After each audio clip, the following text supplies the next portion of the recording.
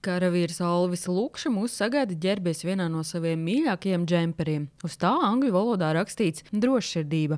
Kamēr savai drosmei karā Ukrainā šobrīd nācies nospiest pauzi, Alvis atgūst spēku, mieru un veselību Latvijā.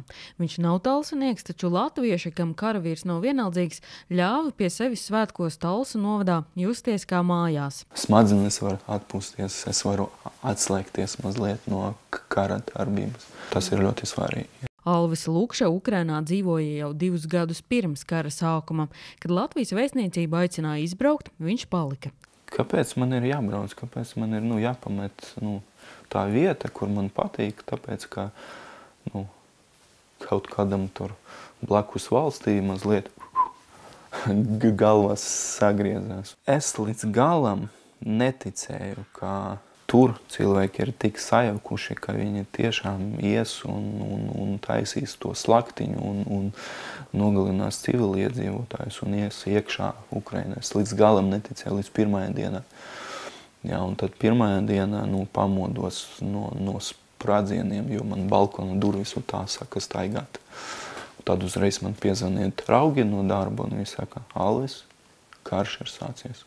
Alvis cīņā par Ukrainas brīvību iesaistījies no pirmās kara dienas. Ukraiņu valodu sācis mācīties jau agrāk, cienota valsti, kurā dzīvo, bet karojot to apguvis vēl labāk. Tāpēc daudzi par to, ka viņš ir latvietis, uzzina vien tad, kad pajautā, kāpēc uzvārda vietā uz formas tārpa rakstīts sagvārds Latišs. Un tad viņam tādas lielas acis, viņam, wow, kāpēc tu šeit atbrauci, jā. Es pēdēju, ka viņi ļoti novērtē, ka jūs ejat viņam palīgā.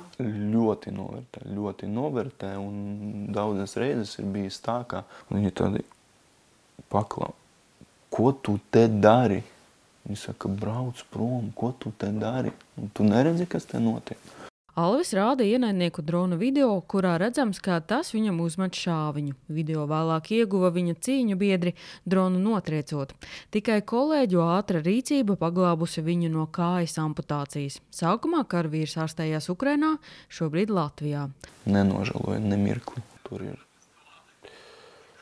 sāpes, kliedzieni, nāve.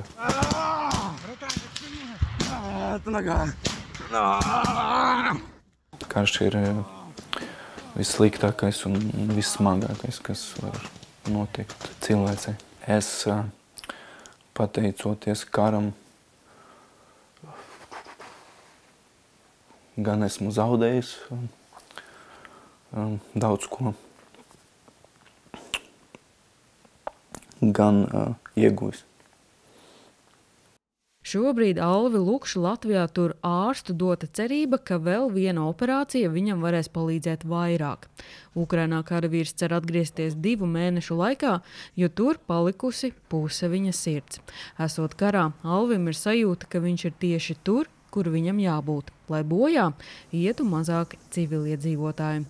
Sanita Liepiņa, Ģerts Grenevics, TV9 Pakalni.